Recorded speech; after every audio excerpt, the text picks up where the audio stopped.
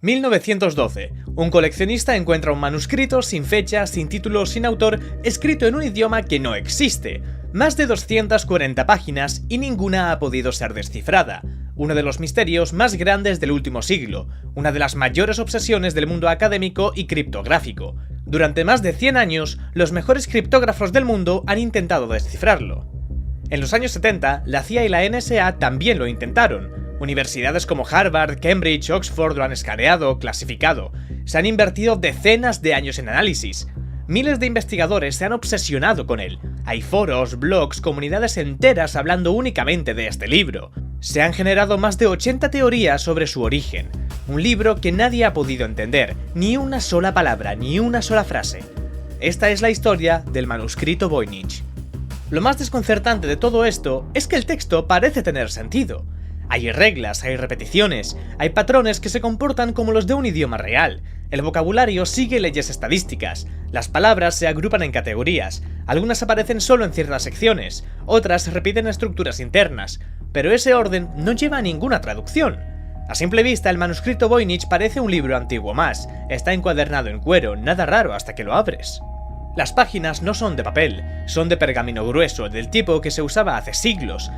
Y no todas son páginas normales, algunas se despliegan como mapas. Y todo está escrito con una tinta que sigue siendo legible a pesar del tiempo. Pero lo que más sorprende es lo ordenado que está todo. No hay errores, no hay tachones, no hay signos de improvisación. Cada línea, cada símbolo, cada ilustración está puesta con precisión, como si quien lo escribió tuviera todo planificado desde el principio. Tiene más de 240 páginas, aunque se cree que más de 20 se han perdido. No tiene relación clara con ningún alfabeto de la historia, ni latín, ni árabe, ni griego, nada. Algunos símbolos recuerdan a letras cursivas, otros a números, algunos a nada en absoluto. Es un idioma artificial, o perdido, o quizás nunca fue un idioma. Junto al texto se pueden ver varios dibujos, pero estos no parecen tener ninguna lógica. En 1912, Wilfrid Voynich, librero polaco, compra el libro en Italia entre un lote de textos jesuitas. Todo parecía normal hasta que lo abrió. Desde el primer día, Wilfrid se obsesionó, estaba convencido de que había encontrado un manuscrito secreto, y pasó el resto de su vida intentando descifrarlo, pero ni siquiera consiguió acercarse a una respuesta. Hoy, el manuscrito está en la biblioteca Beinecke en la Universidad de Yale, Estados Unidos. Está almacenado bajo condiciones controladas, rara vez se expone al público, pero existe una versión digital completa. Durante siglos, este libro no tuvo un nombre. Hoy lo conocemos como el manuscrito Voynich gracias a Wilfrid Voynich, aunque su nombre real es Beinecke MS408. Todo en este libro está hecho con precisión y detalle, cada página parece tener un propósito, y sin embargo no entendemos ninguno. Durante más de un siglo, investigadores, historiadores, criptógrafos se obsesionaron con responder a la misma pregunta: ¿quién escribió esto? La primera pista aparece gracias al propio Wilfrid Voynich. Mientras examinaba cuidadosamente el manuscrito, encontró una firma oculta en una de las primeras páginas, casi borrada, como si alguien hubiese intentado eliminarla siglos atrás. El nombre: Jacobus Sinapius. Jacobus era médico. Fue destilador imperial en la corte del emperador Rodolfo II. Era conocido por su conocimiento en botánica, hierbas medicinales y alquimia. Cultivaba, destilaba, experimentaba y lo hacía con éxito. La hipótesis es clara. Si el manuscrito contiene conocimiento botánico, si está lleno de plantas extrañas, entonces podría haber sido escrito por un médico como él. Pero esta teoría se descartaría rápidamente. Lo más probable es que el manuscrito pasara por sus manos como parte de la biblioteca imperial, un regalo, una compra, un préstamo, pero no su obra. La segunda teoría nace de una carta real, descubierta junto al manuscrito, firmada en 1665 por Johannes Marcus Marci, profesor de la Universidad de Praga. Reverendo y muy docto señor Athanasius Kircher, mi propósito al dirigirme a usted hoy es presentarle un enigma que ha capturado mi intelecto y el de otros por largo tiempo, un misterio que, confío, su vasta erudición y su genio descifrador podrían iluminar. La carta hablaba del manuscrito Voynich. Me refiero a un libro que, según me consta, perteneció en su día a Rodolfo II, emperador del Sacro Imperio Romano Germánico, quien lo adquirió por una suma considerable. Se dice que pagó 600 ducados de oro, convencido de que contenía secretos del arte alquímico. Según Marci, fue comprado por el emperador Rodolfo II por 600 ducados de oro, $100.000 actualmente. Y el libro describía páginas llenas de plantas que no se parecían a nada conocido, constelaciones que no encajaban con ninguna carta astronómica. Todo escrito en un idioma que nadie en toda la universidad había logrado descifrar. Pero lo más sorprendente es su texto, un idioma desconocido, una escritura que no se asemeja a ninguna de las lenguas conocidas o por lo menos que hemos podido descifrar. Quedo a la espera de sus noticias, con la esperanza de que la providencia ilumine su ingenio en este empeño. Marcy le pedía ayuda a Kircher, uno de los grandes eruditos de la época. Le decía literalmente que solo alguien como él, capaz de descifrar jeroglíficos y lenguas perdidas, podría resolver algo así. Le mandó copias, fragmentos del texto, esperando una respuesta. Incluso entonces, en 1665, el Voynich ya era un problema sin solución. Marcy también mencionaba que creía que el autor era Roger Bacon. Roger Bacon fue un filósofo, científico y clérigo inglés del siglo XIII, un adelantado a su tiempo. Estudió óptica, física, matemáticas, uno de los primeros europeos en experimentar con lupas y lentes. Eso es lo que vuelve esta teoría tan fascinante. Porque si Bacon fue el autor, entonces algunas ilustraciones del manuscrito podrían cobrar sentido. Muchas páginas contienen detalles que parecen estructuras celulares, microorganismos, representados con un nivel de precisión muy alto. Pero aquí surge el problema. No fue hasta el siglo XVII que se inventaron los primeros microscopios capaces de mostrar ese nivel de detalle, 4 siglos después. Pronto aparece otra teoría. El libro es una obra temprana de Leonardo da Vinci. Los dibujos del manuscrito están pintados de forma torpe. Es obvio que no está hecho por alguien profesional. Esto lo podría haber hecho alguien amateur como él. Y entonces aparece una pista. En una de las páginas astrológicas se representan 15 mujeres, algunas de ellas embarazadas. Todas rodean un círculo que parece un calendario. Cada una tiene una estrella, lo que puede simbolizar el nacimiento. Justo en el centro, el símbolo de Aries, el signo zodiacal de abril. La conexión parece forzada. 15 mujeres embarazadas, Aries, 15 de abril, la fecha de nacimiento de Leonardo da Vinci. Puede ser una simple coincidencia, pero cuando estás frente al libro más misterioso del mundo, nada se descarta tan rápido. Y si alguien tenía la mente, la obsesión y el talento para crear algo así desde cero, ese alguien podría haber sido Leonardo da Vinci, incluso antes de que el mundo supiera quién era. Pero el problema es que el pergamino es de una calidad muy alta, es mucho más grande que el tamaño estándar de la época, contiene hojas desplegables, algo muy caro. Además, el corte limpio y la encuadernación indican que fue preparado por un profesional, no por un aficionado. Fue algo cuidadosamente planificado y ejecutado, que debió tardar años en completarse. Requirió recursos, mano de obra cualificada, acceso a materiales caros y tiempo. Vale, pero ¿y si todo fuera una falsificación creada por el mismo hombre que lo encontró? Wilfrid Voynich era comerciante de libros raros, conocía el mercado, sabía exactamente qué detalles podían hacer que un manuscrito pasara por auténtico. Y después de descubrirlo, su reputación explotó. Consiguió reconocimiento, contactos, prestigio, dinero. El manuscrito atrajo la atención de todo el mundo. Además, el libro no tiene una historia clara. No hay registros sólidos ni pruebas firmes de cómo llegó a sus manos. Aparece de golpes, sin un pasado verificable. Y lo que lo hace aún más sospechoso es la escritura. Demasiado limpia, sin errores, sin correcciones. Algo rarísimo en cualquier manuscrito medieval donde lo normal eran los tachones, las correcciones. Nada de eso está en el Voynich.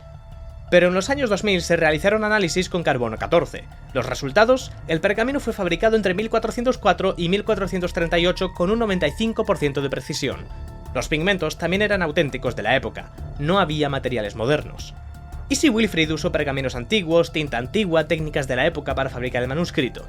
No le habría hecho falta inventar el papel, solo conseguir material viejo y escribir sobre él. Pero esto es casi imposible porque los análisis también revelaron que no había rastros de manipulaciones químicas. Es decir, el manuscrito es real, es antiguo y no es un fraude. En una de las páginas aparece algo único, la única estructura reconocible en todo el manuscrito, una ciudad amurallada, pero no cualquier tipo de muralla. Las torres tienen un diseño específico, cola de golondrina, un patrón en forma de V invertida. Ese detalle lo cambia todo. Este tipo de fortificación solo se utilizaba en el norte de Italia, entre los siglos XIV y XV. La carta de Marcy también incluía esto. El libro llegó a mis manos de la mano de un buen amigo, el Dr. Rafael Mishowski, quien a su vez lo heredó de un colega. Ambos dedicaron esfuerzos considerables a su estudio, pero sin éxito. Así que sabemos que el autor escribió el manuscrito entre los años 1404 y 1438 en el norte de Italia. Luego fue adquirido por Rodolfo II. Después llegó a manos de Jacobus Sinapius. De Jacobus pasó a Baresch. Tras la muerte de Baresch pasó a Mniszowski, de Mniszowski a Marcy, y en 1665 Marcy se lo envió a Kircher, y ahí se pierde el rastro.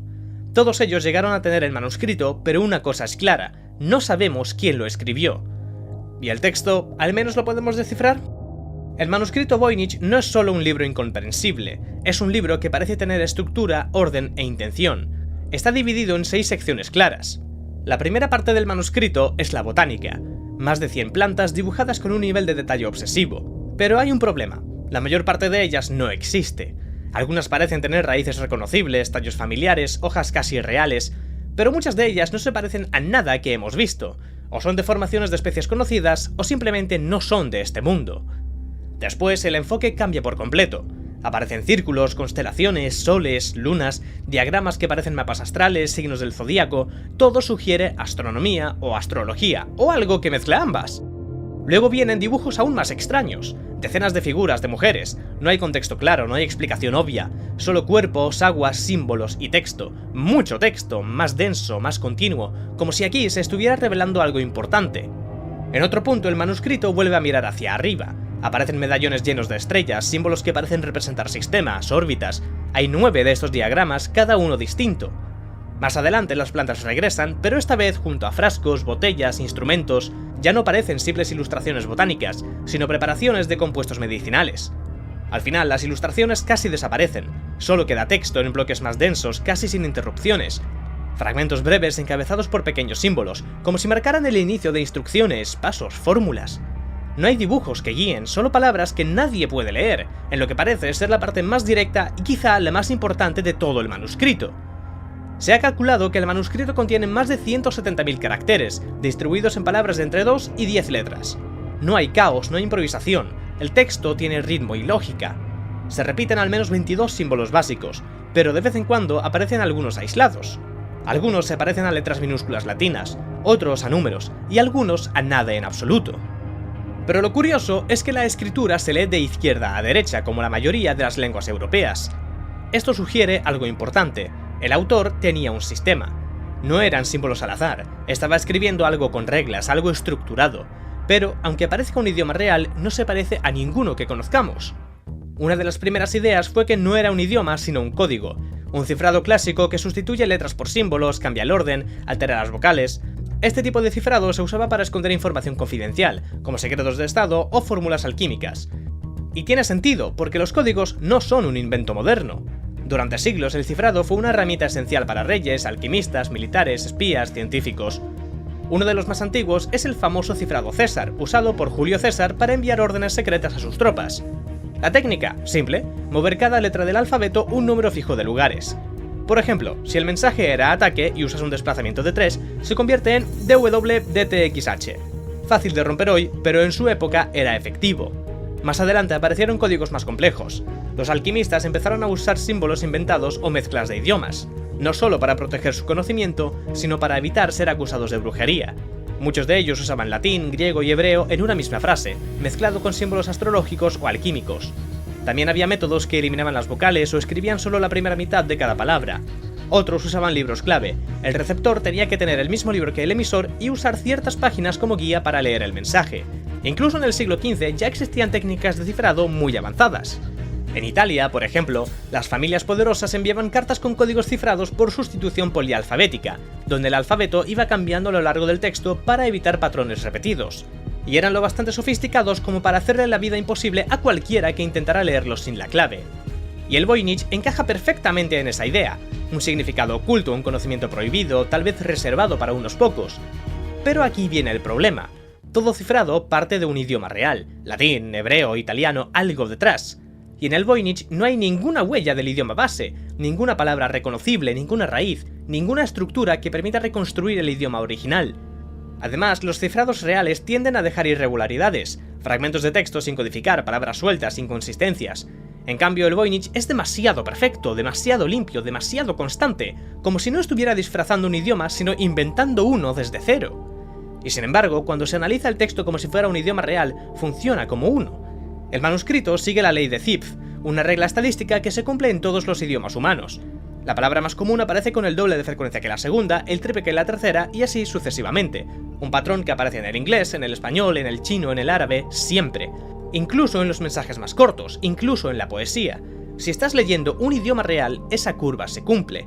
Y el Voynich la cumple perfectamente. Hay palabras muy frecuentes, otras intermedias y algunas poco usadas. Eso no pasa si simplemente pones símbolos al azar, no pasa si estás inventando algo sin seguir ninguna lógica. Pero hay más. Dentro del manuscrito hay dos variantes claras del lenguaje A y lenguaje B. El primero domina la mayor parte del texto. El segundo aparece sobre todo en las secciones de las mujeres y las estrellas. Pero no es solo una cuestión de palabras, cambia el trazo, cambia el ritmo, cambia el estilo por completo. Y eso ha llevado a la idea de que no fue un escrito por una sola persona, tal vez hubo 2 autores, o incluso 4 manos distintas trabajando en secreto. El texto también presenta una estructura interna extremadamente rígida, tan rígida que casi parece mecánica. Algunas letras solo aparecen al principio de las palabras, otras únicamente al final. Hay combinaciones que se repiten una y otra vez como si fueran sílabas fijas, y otras que jamás se ven juntas. En comparación al español, el Voynich es mucho más predecible. Por ejemplo, la letra Q va casi siempre seguida de la U. En el Voynich esas relaciones son aún más estrictas. Podemos ver que este símbolo siempre va seguido de este otro cada vez que aparece. Pero cuando el texto no da respuestas, queda otra vía, las imágenes. Muchos han intentado buscar patrones entre los dibujos y las palabras que los rodean. En la parte de botánica, por ejemplo, hay términos que solo aparecen junto a raíces, tallos o flores. Eso hizo pensar que podrían ser nombres de plantas, o ingredientes, o tratamientos. Lo mismo pasa en las secciones astrológicas, ciertos bloques de texto aparecen justo debajo de símbolos del zodiaco o constelaciones. Y entonces surge una hipótesis. ¿Y si el idioma está escrito en un idioma real pero completamente perdido? Un ejemplo real de lo que podría haber pasado con el Voynich es el caso del Rongo Rongo, una escritura misteriosa de la isla de Pascua. Tallada en tablillas de madera con símbolos que se repiten, patrones visibles, estructuras que se comportan como un idioma real. No es un invento moderno, no es una falsificación. Todo indica que fue auténtico, con reglas, con gramática, con sentido. Se han encontrado más de 20 tablillas, todas con esos mismos signos, figuras humanas, animales, formas geométricas, combinaciones que parecen frases o ideas completas. Pero hay un problema, nadie puede leerlas. No porque el código sea complejo, sino porque el idioma desapareció, murió con los habitantes. No quedó nadie vivo que pudiera enseñarlo o traducirlo, ni siquiera decir cómo sonaba. Y con ellos se perdió el significado para siempre. ¿Y si con el Voynich pasó lo mismo? ¿Y si estamos viendo un idioma real de una civilización que ya no tiene voz? Algunos creen que no se trata de un idioma perdido, sino de uno inventado, un lenguaje construido desde cero como el Esperanto. Una creación completa, no una copia, no una codificación, un idioma nuevo. Otra de las teorías más aceptadas la propuso Gordon Rugg, investigador de la Universidad de Kiel en Reino Unido. Según él, el manuscrito Voynich no significa absolutamente nada. Todo podría haber sido generado utilizando una herramienta conocida como grilla de Cardano, una técnica usada para crear textos falsos. Con esta técnica, cualquier persona con una tabla y algo de paciencia podía construir un texto que parecía tener estructura, que repetía patrones, que imitaba las estadísticas de un idioma real, pero que no significaba nada. Esto explicaría por qué el manuscrito Voynich no tiene correcciones, simplemente porque no te puedes equivocar. Durante más de 100 años, el manuscrito Voynich ha sido analizado letra por letra, símbolo por símbolo, estructura por estructura. Y hoy estamos exactamente donde empezó Wilfrid Voynich en 1912, sosteniendo un libro entre las manos sin poder leerlo. Hoy nadie sabe quién lo escribió, nadie sabe por qué, nadie ha podido descifrarlo. Y la realidad es que, tal vez, nunca lo hagamos. Este canal es nuevo y la idea es traer más historias así todas las semanas, así que si te gusta este tipo de contenido, suscríbete.